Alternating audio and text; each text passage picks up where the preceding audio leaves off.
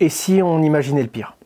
La plus grosse plateforme d'exchange de crypto-monnaie au monde qui fait faillite, un stablecoin, une crypto-monnaie qui est censée rester à 1 $ pièce par exemple, qui perd sa parité avec le dollar et qui s'effondre, ou encore une nouvelle loi en Europe ou à l'international qui vient interdire certaines crypto-monnaies, certains protocoles de finances décentralisées ou encore certaines collections de NFT.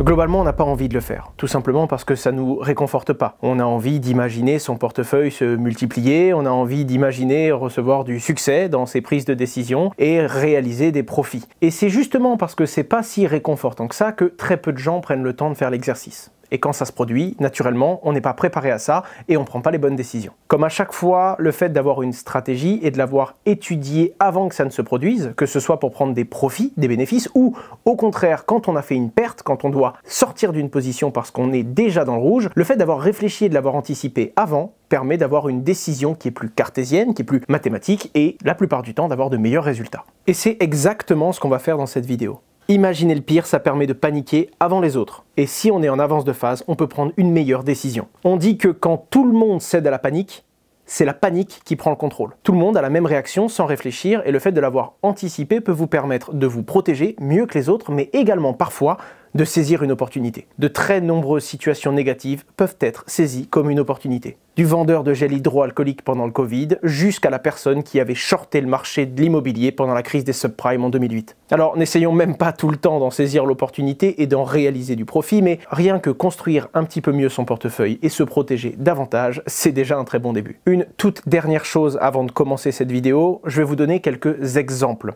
C'est le cheminement de réflexion qui est le plus important. Les exemples en soi sont des choses qui n'arriveront peut-être jamais, que je ne souhaite pas évidemment, et l'objectif c'est de pouvoir reporter cette réflexion à d'autres plateformes, d'autres crypto-monnaies et pourquoi pas d'autres lois. Le plus important est donc la méthodologie. Comment est-ce qu'on parle d'un fait, d'une actualité, qu'on imagine comment vont réagir les gens et comment vont réagir les marchés, ainsi qu'en étudiant ce qui s'est déjà produit, et c'est l'avantage, il y a déjà eu des faillites de grosses plateformes d'exchange, et il y a déjà eu des DPEG de stablecoin, on a donc déjà des indices sur ce qu'il va se passer. Et ensuite, on essaye d'anticiper en se disant comment est-ce que je peux profiter de cette réaction que beaucoup de gens auront dans le mouvement de panique, voire même quel doit être mon angle de vue si je veux tourner cette situation à mon avantage.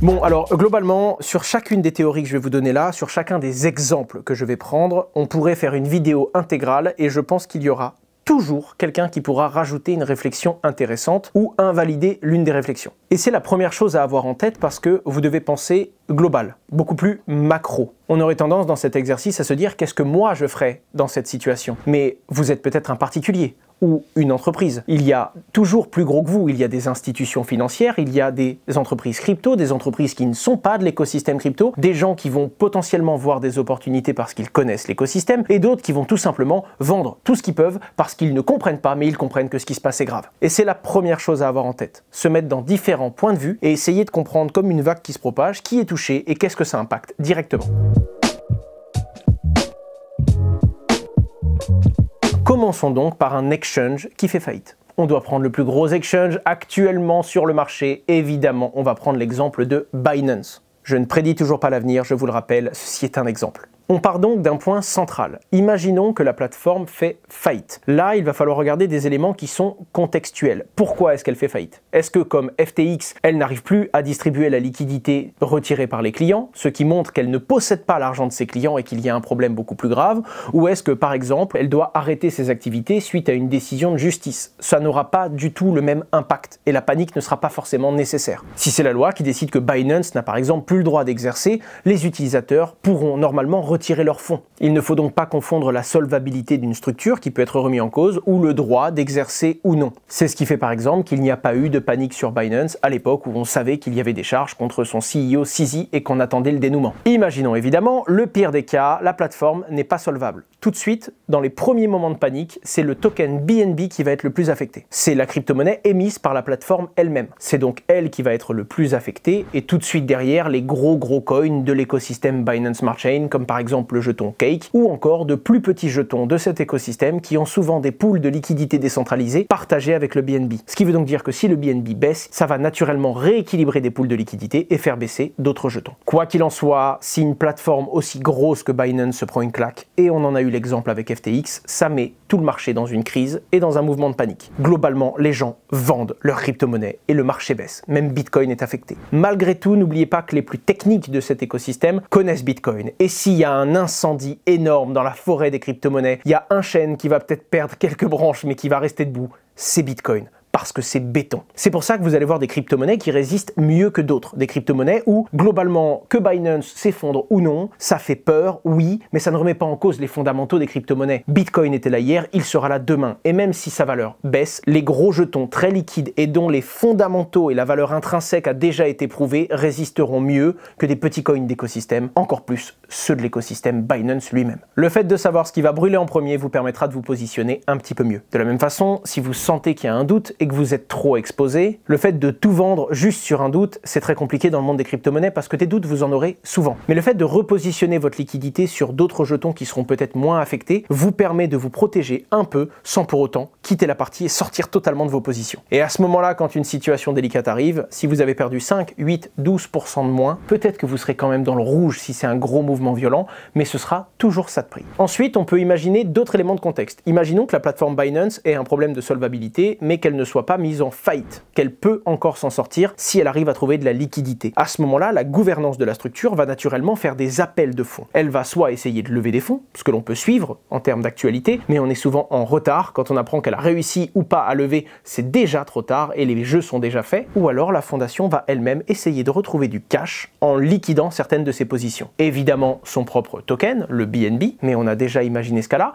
elle va également liquider des jetons qui sont peut-être sur d'autres blockchains. Binance étant la plus grosse plateforme d'échange au monde, elle détient des crypto-monnaies qui ne sont même pas sur la Binance Smart Chain. Elle en a parfois de gros stocks, et je ne parle pas des stocks de ses clients, bien qu'FTX a fait l'amalgame entre les deux. Elle va naturellement liquider des parties de sa trésorerie pour récupérer de la liquidité. Et donc c'est intéressant quand on a un portefeuille de regarder quelle crypto-monnaie est passée par quel launchpad, sur quelle plateforme, quelle crypto-monnaie sera particulièrement affectée si une plateforme A, B ou C venait à s'effondrer demain. Le fait de connaître l'origine de ces différentes crypto-monnaies et les différents launchpads que les crypto-monnaies que vous détenez ont emprunté vous permettra de connaître les différentes indexations et les risques systémiques qu'il y a dans votre propre portefeuille. Et là on commence à dézoomer encore un peu plus. Toujours parce que c'est un leader incontournable aujourd'hui, Binance fournit des services additionnels dans tous les sens. Des entreprises de minage, aux apports en liquidité, dans les deals OTC et même dans certains écosystèmes totalement décentralisés. Chaque produit correspond à une demande client. Binance ne s'amuserait pas à développer et à mettre des ressources humaines et financières sur un produit qui n'intéresse personne. C'est pourquoi il y a donc des entreprises qui certes vont être affectées, plus ou moins, certaines vont peut-être même en mourir, mais d'autres venaient se servir chez Binance d'un service qu'elle redistribuait peut-être à ses clients. Si Binance n'est plus capable de le fournir demain, il faudra aller se servir ailleurs. Et c'est là qu'on commence potentiellement à saisir des opportunités. Une entreprise qui survit à ce cataclysme ne va pas changer son métier du tout au tout demain pour autant. Elle va tout simplement se câbler différemment. Elle va diversifier ses différents fournisseurs afin de continuer à proposer les mêmes produits et les mêmes services. À ce moment-là, et c'est ça qui est très intéressant, il y a des entreprises qui vont développer du nouveau business. Si le géant tombe, toutes les personnes qu'il adressait,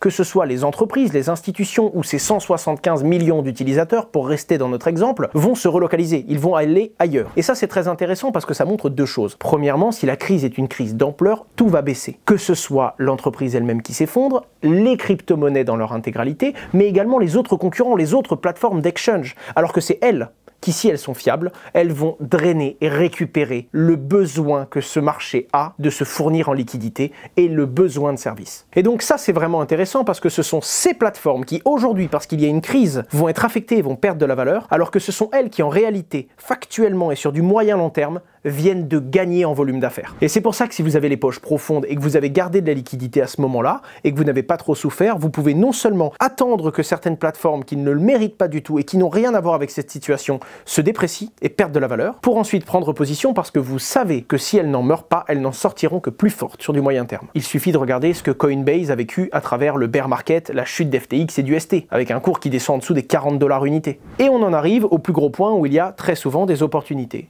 Quand un géant tombe, qui d'autre peut fournir les mêmes services qu'il proposait? La première réponse, naturellement, ce sont les autres géants et on va regarder les plus crédibles. Ceux qui sont par exemple cotés en bourse, pour l'exemple de Coinbase, ou ceux qui sont là depuis très longtemps et qui ont une bonne image, ou qui sont tout simplement très liquides et très reconnus, comme par exemple Kraken ou encore Bitfinex. Ce sont donc ces plateformes qui peuvent capter cette liquidité et potentiellement leurs propres jetons quand elles en ont un qui pourrait s'apprécier. Et si ce n'est pas court terme, ce sera le cas sur le moyen. Et ensuite, il y a la réflexion idéologique en mode les plateformes centralisées aient été fuies et été stigmatisées par les idéologies de la blockchain. Quand une plateforme géante tombe comme FTX, qu'est-ce qu'on entend? On a entendu « vous auriez dû détenir vos crypto-monnaies sur votre propre clé privée. Vous auriez dû utiliser des protocoles décentralisés pour échanger votre crypto-monnaie et ne pas confier votre argent à une plateforme qui, elle, peut faire défaut. » Et c'est pour ça que les gens vont se jeter sur, par exemple, les protocoles décentralisés. Et c'est d'ailleurs relativement intéressant parce que c'est exactement ce qui s'est passé quand on a eu l'effondrement de la plateforme FTX. Bon, il y a Ledger qui a vendu beaucoup plus de clés, mais on a surtout des tokens de gouvernance qui ont explosé à la hausse et également des plateformes qui proposaient des outils spéculatifs, comme par exemple les futurs avec des effets de levier ou un moyen d'exposer un pari à la hausse ou à la baisse sur une crypto-monnaie, qui ont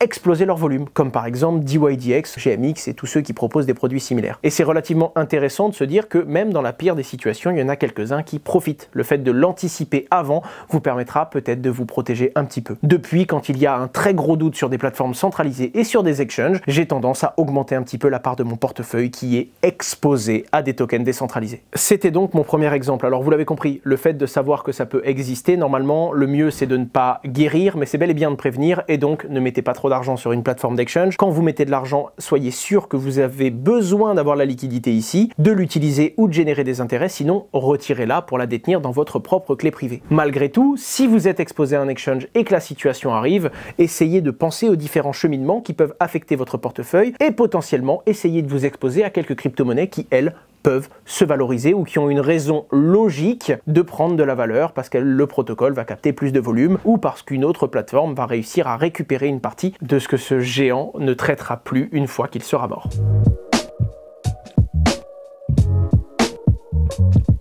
Imaginons maintenant la chute d'un énorme stablecoin. En fait, on va tout simplement imaginer la chute du plus gros, USDT. C'est inconcevable aujourd'hui d'imaginer ce que ça ferait au monde des crypto-monnaies, déjà parce que ça représente un peu plus de 6 ou 7, je crois, % de la valeur de toutes les crypto-monnaies d'un coup, parce que c'est plus de 100 milliards de dollars, ce qui est 3 fois plus gros que le précédent stablecoin qui s'est effondré, qui était UST. Et UST, ça a déjà été très très compliqué. Ce qu'il faut comprendre, c'est que ça touche naturellement tous les investisseurs dans la partie de leur portefeuille qu'ils imaginaient plus stable, donc moins à risque que les autres. On va donc faire mal à l'investisseur sur une de ces lignes qu'il ne pensait pas être à risque, en tout cas qu'il pensait beaucoup moins risqué, dans sa poche de liquidité, donc ce qui va lui permettre de ressaisir d'autres opportunités et ce qui va lui permettre d'investir dans d'autres crypto-monnaies et donc de rester agile sur ce marché. Et en plus de ça, c'est également le cœur de la stabilité de la finance décentralisée, puisque les pools de liquidité, qui sont dans les différents protocoles et qui permettent aux gens d'échanger dans la DeFi, sont très souvent constitués d'un élément plus ou moins stable. On va s'adosser à des stablecoins, on va mettre un ou plusieurs stablecoins dans ces pools de liquidité afin de diminuer la volatilité, de l'amortir et de permettre les échanges, les entrées et les sorties dans cet écosystème. Donc c'est catastrophique. Et c'est déjà une première raison pour dire qu'on ne va pas essayer de saisir une opportunité tout de suite, on va essayer de se protéger le mieux possible. Ensuite, on se base évidemment sur les circonstances. On essaye de comprendre qu'est-ce qui dévisse, pourquoi est-ce que ça va mal. Déjà parce que des fois, quand il y a un stablecoin qui dépègue, quand on arrive à identifier le pourquoi est-ce que ça va mal, très rapidement on est rassuré et on prend la décision de ne pas sortir. J'aimerais vous dire de prendre la décision maintenant, un stablecoin ça se quitte quand il a des pegs de tant de %, mais non. Les circonstances, l'événement en lui-même va vous permettre de prendre la décision ou non de rester positionné. C'est par exemple ce qui s'est passé avec l'USDC. Et d'ailleurs, il y a un parallèle très intéressant. Quand on prend l'exemple du USDT, on est obligé de le rappeler, ils mettent beaucoup plus d'opacité que les autres. Contrairement à USDC, qui lui a tendance à dire euro par euro, ligne par ligne, où sont ses réserves, parce que je vous rappelle que dès qu'on met un stablecoin sur la blockchain, on doit justifier $1 de quasi cash, d'accord, donc de liquidité qui représente bel et bien et qui garantit la valeur du stablecoin qui est sur la blockchain. Et à l'inverse, USDT qui, oui, donne ses stocks, explique comment cette réserve est constituée, mais avec beaucoup plus de latence et beaucoup moins de précision qu'un USDC. On pourrait donc se dire qu'USDC, lui, vertueux et transparent, fédère beaucoup plus de confiance. Et pourtant, quand il y a eu une partie de la réserve du USDC qui était dans une banque aux États-Unis et que cette banque était en difficulté, comme on savait précisément combien SQSDC avait chez eux et comme on savait précisément combien SQSDC pouvait perdre dans la valeur de son portefeuille, instantanément l'USDC a commencé à dépeg. Donc cette transparence et cette vertu est également une faiblesse parce que ça ne leur a pas permis de gérer la panique qu'il y a eu dans tous ceux qui le détenaient. Et c'est très drôle parce que ça ne veut pas pour autant dire qu'USDT va bien et allait bien à ce moment-là. Je vous mets une image à l'écran qui illustre parfaitement ce que je suis en train de vous dire. Mais c'est pour ça que c'est important de comprendre le contexte. Déjà pour savoir est-ce que ça craint vraiment et est-ce qu'il faut sortir, ou alors est-ce que c'est un mouvement de panique qui est amplifié par de la visibilité que l'on a ou que l'on ne devrait pas avoir. Ensuite, se protéger. Alors on retrouve quand même certains mécanismes qu'on a vu dans le premier cas d'étude avec la plateforme d'exchange qui s'effondre. Globalement, on sait qu'il y a des arbres qui seront toujours debout après l'incendie, Bitcoin et Ether. Même si tout le marché perd de la valeur, même Bitcoin et Ether, ce sont les plus robustes, ce sont les plus gros et ce sont ceux dans lesquels vont se réfugier certains investisseurs. Alors qu'on verra des coins à moins 30, moins 40, moins 50, généralement les géants de ce marché vont beaucoup mieux résister. Je vous dirais bien d'aller vers des stablecoins, mais pour le coup, c'est le problème. Non seulement le plus gros est touché, en plus de ça, il est en train d'emmener la finance décentralisée avec lui. Et pour finir, il y a beaucoup de stablecoins qui se basent directement ou indirectement sur l'USDT pour garantir leur stabilité. Globalement, si pour rester debout, on s'adosse à un mur qui est en train de tomber, ça ne fonctionne pas. Je pense que vous avez compris pourquoi ça part en effet domino. Ce qui peut être intéressant à ce moment-là, c'est d'aller vers certains stablecoins adossés à l'or. Certes, l'or n'est pas aussi stable que l'euro ou que le dollar, il est un peu plus volatile, mais non seulement si vous vous y positionnez, vous n'aurez pas trop de surprises parce qu'il est pour le coup adossé à un autre actif réel qui devrait pas avoir les mêmes problèmes qu'un stablecoin qui s'effondre et qui est adossé au dollar parce qu'il est d'une nature bien différente. Et des fois, vous pouvez même avoir une bonne surprise, c'est que comme beaucoup de personnes ont ce même réflexe, si vous l'avez en avance de phase et que vous vous positionnez rapidement, ça peut arriver qu'il y ait un dépeg dans l'autre sens. Quand tout le monde investit massivement sur un stablecoin gold, il peut se valoriser et il peut valoir même plus que l'or pendant un court instant. C'est également vrai pour des stablecoins adossés au dollar. L'objectif étant de vous y positionner parce qu'il n'y a pas le même risque systémique que le stablecoin que vous voulez quitter. Et si vous vous rendez compte qu'il se valorise, il y a également une opportunité à saisir. Il faut bien comprendre que quand vous avez 50 € en jeu et que ces 50 € peuvent partir en fumée, si vous avez l'opportunité de gagner 100 € ailleurs, il vaut mieux concentrer votre énergie sur cette opportunité. Naturellement, vous allez vouloir vous protéger. C'est là-dessus que vous allez mettre le plus d'énergie. Mais si une opportunité se présente au même moment et que vous avez le choix et que vous estimez que les deux opportunités demandent la même énergie, vous devez vous concentrer sur ce qui, à la fin de l'exécution de ce calcul, sera le plus rentable pour vous. Et donc, saisir une opportunité de gagner 100 au lieu d'essayer de protéger vos 50. C'est pour ça que si vous avez un léger dépeg sur un certain stablecoin, mais que vous avez également une partie de vos finances dans un autre stablecoin qui, lui, a était survalorisé parce que tout le monde le rejoint et c'est arrivé très souvent quand il y a eu des mouvements dans le passé, des gros mouvements de panique, et bien à ce moment-là, essayez de vendre vos USDT à 1,02 centimes pour aller vers un stablecoin gold ou vers une autre crypto-monnaie pour enregistrer cette plus-value. C'est tout aussi important que d'essayer de protéger votre stablecoin qui lui en a perdu 2 ou 3%. D'ailleurs, c'est l'une des leçons de base, mieux que d'essayer de guérir et de se protéger quand ça arrive, le but c'est évidemment de diversifier ces stablecoins et de bien regarder leur composition. Ne pas non plus trop les diversifier, parce que si vous avez 25 stablecoins différents, il y en a toujours un qui pète tous les 3 mois et par définition vous ne serez pas beaucoup exposé, mais vous serez toujours dans la sauce et toujours concerné par les problèmes. Essayez de vous diversifier sur 3-4 stablecoins que vous avez bien étudiés et pour le coup, suivez régulièrement l'évolution de la composition de la réserve. Juste pour illustrer ça, voici le DAI qui aujourd'hui est bien à 1 $ et qui est un stablecoin qui est à l'origine très décentralisé puisqu'il était basé uniquement sur des réserves en Ether et petit à petit le DAI a commencé à remplir sa composition d'USDC.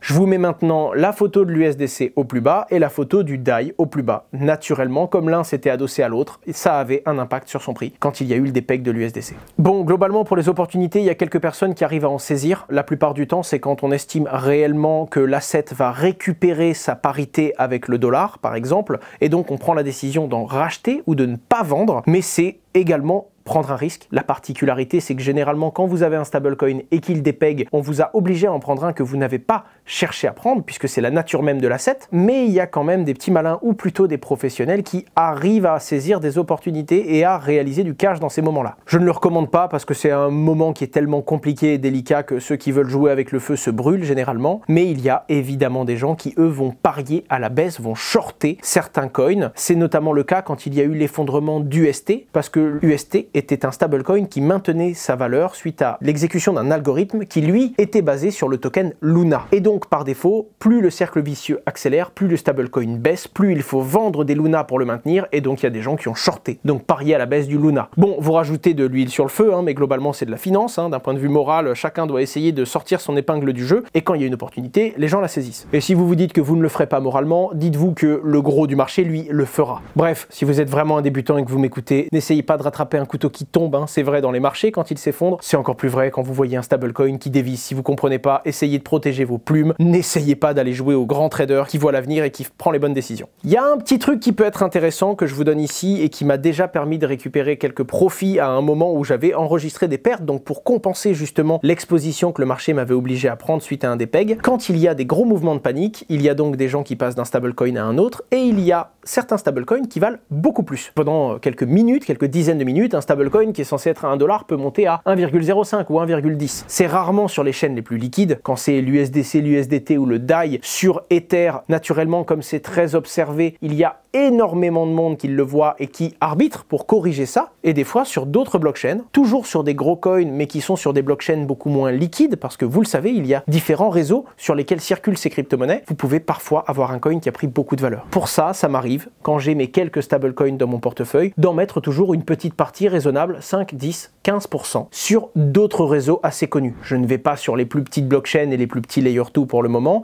mais je me consacre à 2, 3, 4 gros réseaux solides sur lesquels mon stablecoin peut être envoyé de façon native. Je le précise bien. Si c'est natif, ça va être le protocole lui-même ou l'entreprise elle-même qui garantit ce fameux PEG. Si vous passez par une autre entreprise pour en avoir une copie sur une autre blockchain, vous prenez un risque de plus, un intermédiaire de plus, et donc le risque n'en vaut pas la chandelle. Ça peut vous permettre parfois, quand il y a un souci de ce genre, de saisir une opportunité, de faire un petit arbitrage. Je vous mets ma vidéo sur les arbitrages ici. Ça ne veut pas dire ne prendre aucun risque, mais c'est un risque qui est totalement différent, et d'ailleurs je pense que ce sujet vous intéressera également. Quoi qu'il en soit, sur les stablecoins, et j'en ai une mauvaise expérience, la première fois que ça m'est arrivé, j'ai eu beaucoup de chance. La deuxième fois que ça m'est arrivé, j'ai ramassé mes dents, violemment. Et les deux autres fois où c'est arrivé, c'est justement parce qu'on avait ces petits backups, parce qu'on était beaucoup plus attentif, et surtout parce qu'on suivait encore plus, et avec plus d'alarme, on était tout simplement plus sensible à ces différents faisceaux d'indices, qu'on a pu se retourner et prendre des décisions rapidement avec un impact positif sur notre portefeuille. Encore une fois, gardez-le en tête, vous ne pourrez pas tout le temps gagner, vous ne pourrez pas tout le temps éviter de voir rouge quand il y a un problème, un black swan ou quelque chose d'aussi violent que les exemples terrifiants que je vous donne arrivent. Le but, c'est de voir moins rouge que les autres quand ça se produit, et quand il y a du vert, de s'exposer encore plus pour en profiter, évidemment. C'est comme ça que vous faites la différence avec la plupart du marché, et que sur 50 ou 500 positions, vous pouvez être un investisseur qui est dans le vert. En tout cas, étudier ces mécanismes pour mieux se protéger si ça arrive, c'est le minimum syndical.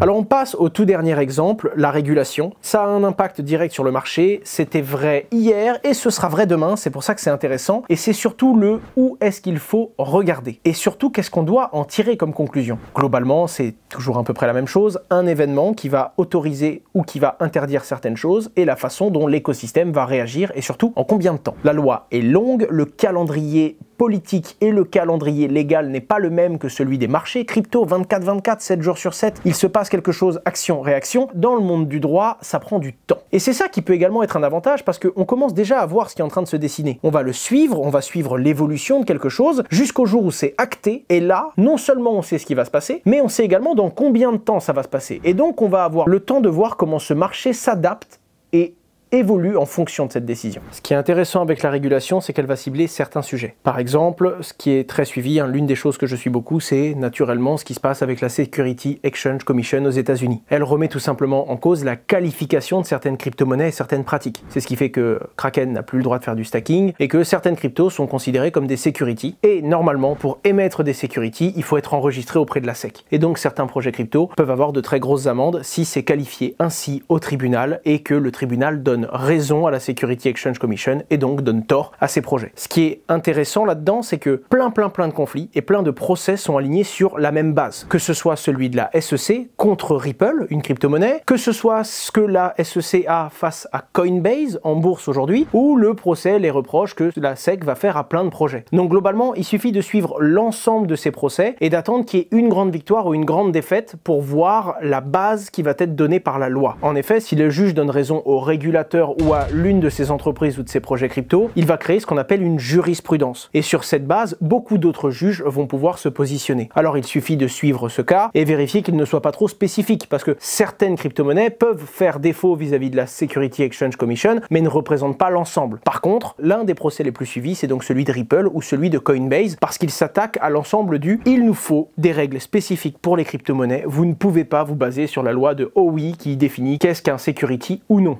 Je vous ai fait une vidéo intégrale là-dessus, je vous l'affiche à l'écran, je vous invite à la regarder, mais c'est très intéressant parce que naturellement, qu'est-ce qui se passe si les crypto-monnaies sont considérées comme des securities, en tout cas celle-ci. Premièrement, toutes les crypto-monnaies en question risquent de perdre beaucoup de valeur rapidement parce qu'elles vont sûrement payer une grosse amende ou mourir, et donc naturellement, elles vont se retrouver dans un besoin de liquidité, et comme l'exchange et l'exemple que j'ai pris au début de cette vidéo, ça appelle beaucoup de cash et les projets vont devoir trouver ce cash-là et liquider certaines de leurs positions, voire même leur propre trésorerie et donc leur propre token. La deuxième chose, ça va également affecter toutes les crypto-monnaies qui ont à peu près la même forme. Quand la SEC dit 12 ou 15 grosses crypto-monnaies peuvent être des securities, en vrai, il y en a beaucoup d'autres comme ça. Sauf que la SEC s'est concentrée sur le top 50 et n'a pas été dans le top 100 ou top 1000 des crypto-monnaies. Donc d'autres projets vont également être affectés. Naturellement, certaines crypto-monnaies qui, elles, ne sont pas du tout dans ce modèle et, encore mieux, ont déjà eu pignon sur rue vis-à-vis de la loi, se retrouvent dans une situation où elles peuvent se faire valoriser parce que les gens vont justement fuir et aller à l'exact opposé des crypto-monnaies où on a un doute et donc aller se positionner sur celles où on n'en a pas. Par exemple, Bitcoin, on a de moins en moins de doutes. Il est considéré comme une commodities vis-à-vis du régulateur et il ne devrait pas être affecté de la même façon. Donc ça va vraiment être un jeu sur quel type de crypto-monnaie peut être affecté ou non et également à quel point la décision de justice était basée sur un cas spécifique ou très générique qui concerne tout le monde et donc qui représente la nouvelle position de la loi. Ensuite, pour les services, on peut reprendre exactement le même exemple que les exchanges. Si certaines entreprises ne peuvent plus proposer un service parce qu'il est illégal, ces entreprises risquent de payer des amendes, mais surtout, les utilisateurs vont aller se servir ailleurs, soit dans la finance décentralisée, soit dans d'autres institutions, pourquoi pas dans le reste du monde, qui, elles, ont le droit de proposer ces services. Après, c'est du cas par cas. Pour faire un parallèle intéressant, il y a la situation au niveau européen. En Europe, en ce moment, il y a 2-3 grosses décisions qui sont prises. Déjà, il y a MiCA 2, donc il y a les discussions en cours sur la deuxième partie de la régulation européenne, et ça va pour le coup encadrer beaucoup plus sévèrement les NFT et les protocoles de finance décentralisée. On peut anticiper plein de choses, mais pour l'instant, on n'a pas encore les détails. Ce sont ces détails qui sont très importants. Je vous mets plein de liens dans la description qui vous permettent de suivre l'évolution de ces discussions jusqu'à ce qu'une loi soit votée et soit décidée, mais il y a plein de choses qui vont bouger. Par exemple, il y a la loi Jonum, qu'on peut entre nous appeler la loi Sorare, parce qu'elle a été très clairement dessinée autour de Sorare, qui va donner des obligations beaucoup plus lourdes à certains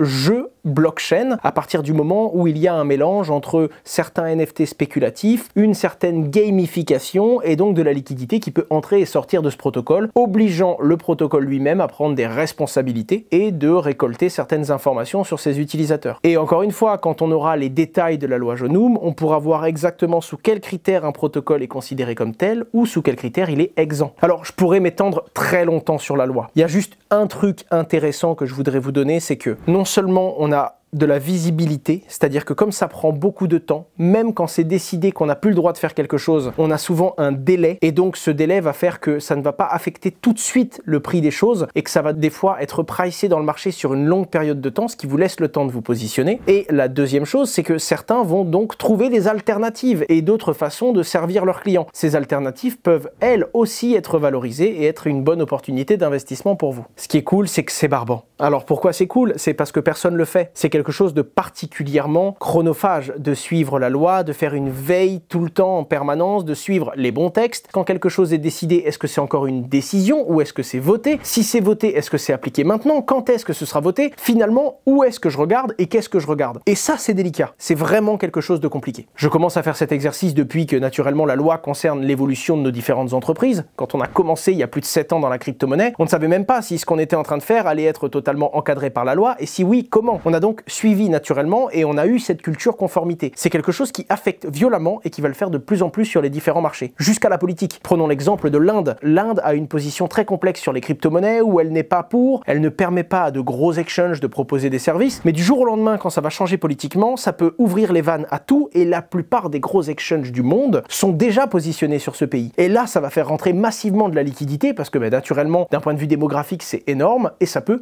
affecter l'entièreté des cours. C'est toujours une question de qu'est-ce que je regarde, qu'est-ce que j'attends et est-ce que je peux avoir l'information quelques minutes ou quelques heures avant tout le monde. Je vous mets en description quelques liens intéressants qui concernent les différents exemples que j'ai pris pour que vous puissiez, si vous avez envie de vous faire du mal, lire les textes, essayer de comprendre ce que ça veut dire et vous vous rendrez compte que dans le monde de la crypto, les points les plus importants, même d'un point de vue régulatory, remontent sur les réseaux sociaux parce qu'ils sont suivis par le gros de la communauté.